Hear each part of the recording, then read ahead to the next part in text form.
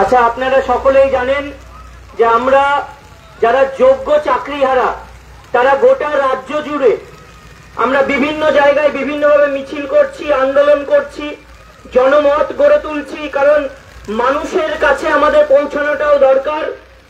সাধারণ মানুষ যাতে জানতে পারে কি ধরনের অন্যায়, কি ধরনের অবিচার আজকে যারা যোগ্য, যারা নিরীহ নির্দোষ তাদের ক্ষেত্রে করা হয়েছে, পরিকল্পিতভাবে করা হয়েছে। আমরা সকলেই জানি যে কত বড় দুর্নীতি হয়েছে গোটা রাজ্য জুড়ে। আমাদের চাকরির ক্ষেত্রেও এই যে SLST আর RLST 2016 সেই ক্ষেত্রেও আমরা দেখেছি দুর্নীতি হয়েছে, প্রমাণ হয়েছে। কিন্তু দুর্নীতি যারা করলো, যারা করে চাকরি পেল, তাদের সঙ্গে আমাদের নির্দোষদের এক ঘরে করে দেওয়া হলো, আমাদের চাকরি কেড়ে নেওয়া হলো শুধুমাত্র ওই কিছু নেতা মন্ত্রী তাদের টাকা খাওয়ার জন্য এবং কিছু সংখ্যার চাকরিজীবী যারা টাকা দিয়ে চাকরি পেয়েছিল তাদের জন্য। আমরা তীব্র ধিক্কার জানাই এরকম প্রশাসন, এরকম রাজ্য সরকারকে, যে রাজ্য সরকার দুর্নীতি করলো আর তার দায় আজকে আমাদের নিয়ে বেড়াতে হচ্ছে। আমরা কোনো মতেই রাজ্য সরকারের এই দুর্নীতির দায় নেব না। দুর্নীতি করবে পার্থ চ্যাটার্জি, দুর্নীতি করবে অন্যান্য নেতা মন্ত্রীরা, তাদের জামিন হয়ে যাবে দিনের পর দিন। এই হচ্ছে দেশের বিচার ব্যবস্থা। আর আজকে সেই বিচার ব্যবস্থার কাছে আমরা যখন বিচার চাইতে যাচ্ছি আমাদেরকে খালি হাতে ফেরানো হচ্ছে। ৫,৪০৩ জন, সংখ্যাটা মাথায় রাখুন, ৫,৪০৩। এই ৫,৪০৩ এর মধ্যে ৫,৩০৩, সেই ৫,৩০৩ জন দুর্নীতি করে চাকরি পেয়েছিল। তাদেরকে আইডেন্টিফাই করা গেছে, তাদের চাকরি চলে যাক। সুপ্রিম কোর্ট বলেছে তাদেরকে টার্মিনেট করে দিতে, মানে চাকরি থেকে বরখাস্ত করে দিতে। রাজ্য সরকার সেটা এখনো মানেনি। রাজ্য সরকার কখন মানে? যখন দেখে সেই রায়টা আমার পক্ষে কিনা, রাজ্য সরকারের লাভ আছে কিনা। যদি লাভ থাকে তাহলে সেটা মান্যতা দেবে, আর যদি রাজ্য সরকারের বিরুদ্ধে যায় তাহলে সঙ্গে সঙ্গে আবার কোর্টের দরজায় চলে যান আমাদের ট্যাক্সের টাকায়। আমরা দেখছি আজকে গোটা রাজ্য জুড়ে একটা শিক্ষা ব্যবস্থাকে ধ্বংস করে দেওয়ার চক্রান্ত চলছে। সমাজ ব্যবস্থা তো একেবারে চলেই গেছে, প্রায় শেষ নিঃশ্বাস ত্যাগ করতে চলেছে। শিক্ষা ব্যবস্থাটাও একেবারে প্রায় সেই মৃত্যু শয্যায় চলে গেছে। সুশাসনের বড্ড অভাব আমাদের রাজ্যে। রাজ্যের মুখ্যমন্ত্রী যদি দুর্নীতি যারা করেছে তাদের পাশে থাকেন, এর থেকে বড় দৃষ্টান্ত আর কি হতে পারে যে রাজ্য সরকার দুর্নীতিকে প্রশ্রয় দিচ্ছে? রাজ্য সরকার নিজেই দুর্নীতিকে প্রশ্রয় দিচ্ছে। মুখ্যমন্ত্রী বলছেন অযোগ্য যারা যারা টাকা দিয়ে চাকরি পেয়েছে তাদের অন্যান্য ডিপার্টমেন্টে ব্যবস্থা করে দেবেন। একজন মুখ্যমন্ত্রী, রাজ্যের প্রশাসনিক প্রধান, তিনি সংবিধানকে মাথায় রেখে এই ধরনের বক্তব্য কিভাবে দিতে পারেন? আজকে রাজ্যের শিক্ষাঙ্গনে একটা মেয়েকে রেপ করা হচ্ছে একেবারে থানার পাশেই। কারা করছে সকলেই জানেন, তাদের পরিচয়। হ্যাঁ, অবশ্যই স্টেপ নেওয়া হয়েছে, কিন্তু এই যে দিনের পর দিন প্রশ্রয় দেওয়া, মাথায় তুলে নাচানো যে ঠিক আছে দুর্নীতি করেছো তাও তোমাদের পাশে আছি, এই বক্তব্যটা এটা হওয়া উচিত ছিল যে দুর্নীতি যেসব নেতা মন্ত্রী করালেও তাদেরকে ঘাড় ধাক্কা দিয়ে আগে নিজে যদি বার করে দিতেন। আজকে যারা দুর্নীতি করে চাকরিটা পেয়েছে তাদের কথা মুখে কেন বলছেন যে তাদেরকে অন্য ডিপার্টমেন্টে দেওয়া হবে? সৎ সাহস নিয়ে বলুন যে তাদেরকে টার্মিনেট ইমিডিয়েটলি আজকেই করা হবে। এই ধরনের বক্তব্য মুখ্যমন্ত্রীর কাছে এক্সপেক্টেড নয়।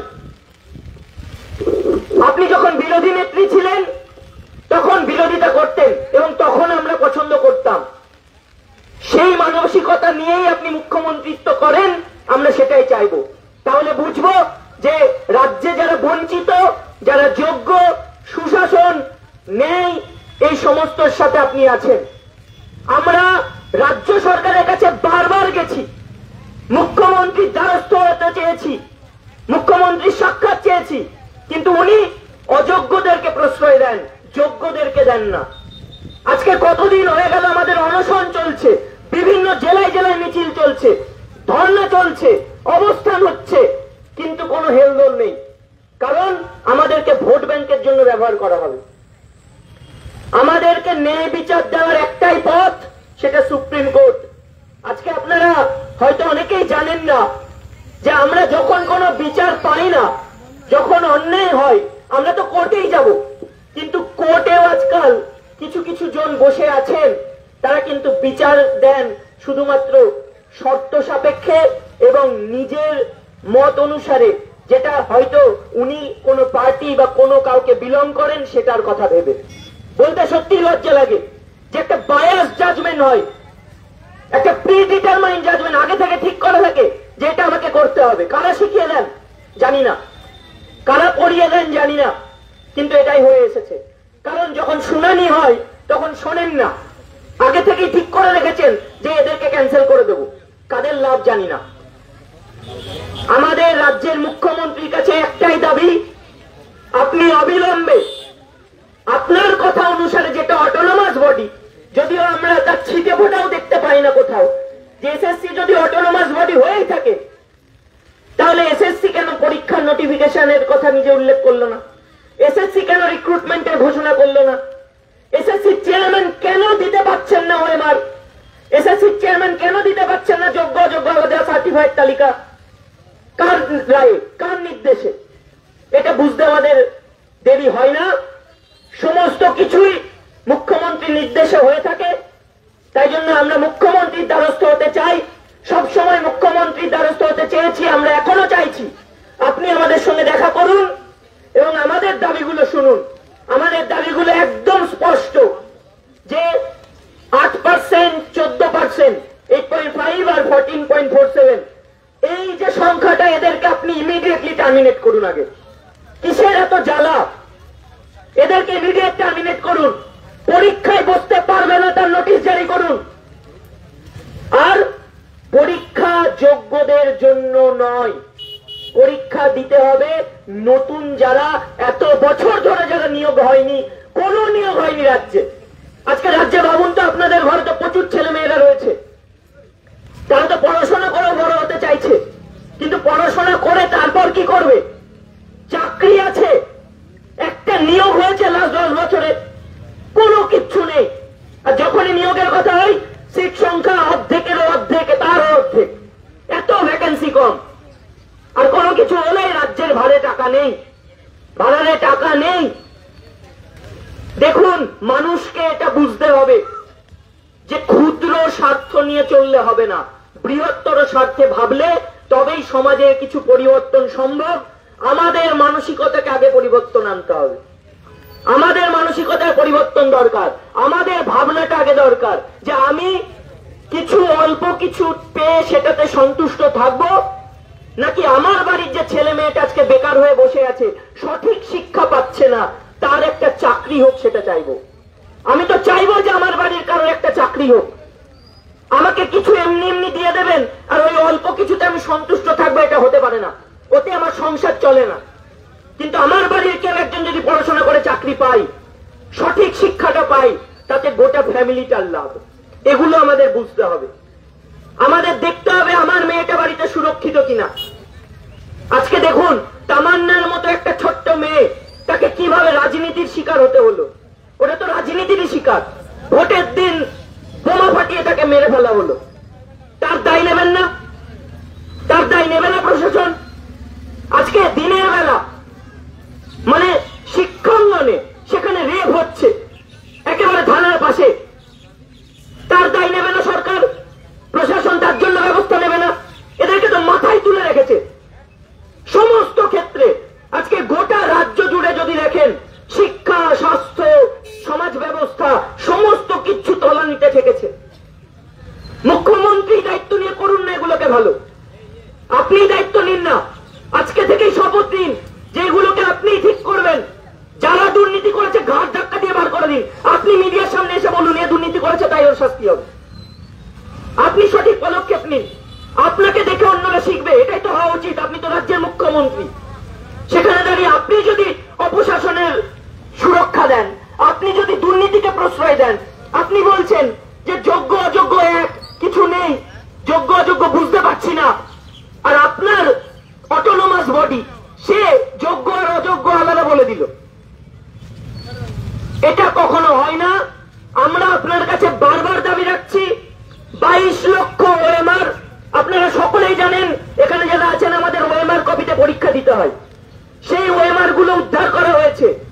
ওই ওএমআর গুলো সমস্ত দিয়ে দিক না, আপনারাও দেখুন, আমরাও দেখি কে ভুলভাল করে চাকরি পেয়েছে আর কে সঠিকভাবে চাকরি পেয়েছে। ওএমআর দেখলেই তো বোঝা হয়ে যাবে। তাহলে দিতে ভয় কিসের? কারণ টাকা দিয়ে চাকরি দিয়েছে, তাদের মুখোশ সামনে চলে আসবে, তাদের মুখোশ খুলে যাবে, সেই জন্য হয়তো ভয় পাচ্ছেন। আর তার জন্য আমাদেরকে বলি দেওয়া হচ্ছে। আজকে ওএমআর গুলো প্রকাশ করা হোক, আজকে যোগ্য কারা অযোগ্য কারা আলাদা তালিকা দিয়ে দেওয়া হোক, আমাদেরকে চাকরিতে পুনর্বহাল করার সঠিক পদক্ষেপ নেওয়া হোক। আমরা এই লড়াই যেমন ভাবে চালাচ্ছি আরো তীব্রতর করব, গোটা রাজ্য জুড়ে আমরা এই লড়াই চালিয়ে যাব। আমরা এর শেষ দেখে ছাড়বো, আর এর শেষ সেদিনই হবে যেদিন যোগ্যরা ন্যায় বিচার পাবে আর এই চাকরিতে সসম্মানে আবার ফিরে যাবে। এবং আপনারা এইটুকু বলে রাখি যে আমরা যারা এখনো চাকরিতে আছি, স্যালারিটা পাচ্ছি, তারা সবাই যোগ্য, আর অযোগ্যরা স্কুলে ফিরতে পারেনি। কিন্তু তাদের পাশে মুখ্যমন্ত্রী আছেন, আর যাদেরকে সুপ্রিম কোর্ট স্কুলে ফেরালো তাদের পাশে মুখ্যমন্ত্রী নেই। আমরা চাইবো মুখ্যমন্ত্রী সঠিক পদক্ষেপ নিন এবং রাজ্যের শিক্ষা ব্যবস্থাটাকে আবার যেভাবে দরকার সেই সঠিক জায়গায় ফিরিয়ে আনুন। বাচ্চা বাচ্চা ছেলেমেয়েরা যারা বঞ্চিত, যারা সঠিক শিক্ষা পাচ্ছে না, আজকে যারা চাকরি পাচ্ছে না, তাদের পাশে দাঁড়ান। অন্যায়ের প্রতিবাদ আপনি করুন, আপনি আপনার বাড়ির লোক যদি অন্যায় করে তার প্রতিবাদ জানান, আপনার বাড়ির লোক যদি কোনো দুর্নীতি করে তাকে জেলে ভরুন। এটাই আমরা চাই একজন মুখ্যমন্ত্রীর কাছ থেকে, কারণ মুখ্যমন্ত্রী কারোর একার হয় না, মুখ্যমন্ত্রী গোটা রাজ্যের হয়। আর যদি না পারেন তাহলে আপনি নিজে অন্য কারোর হাতে দায়িত্ব তুলে দিন এবং বলুন এই সমস্তগুলো সে করুন। ধন্যবাদ সকলকে। আপনারা আমাদের পাশে থাকুন। গোটা রাজ্যে আপনারা জানেন আমাদের আন্দোলন চলছে। আপনারা মানসিকভাবে আপনার বাড়ির ছেলে মেয়েদের জন্য আমাদের পাশে থাকুন, যোগ্যদের পাশে থাকুন, দুর্নীতিকে কেউ প্রশ্রয় দেবেন না। ধন্যবাদ সকলকে, অসংখ্য ধন্যবাদ জানাবো।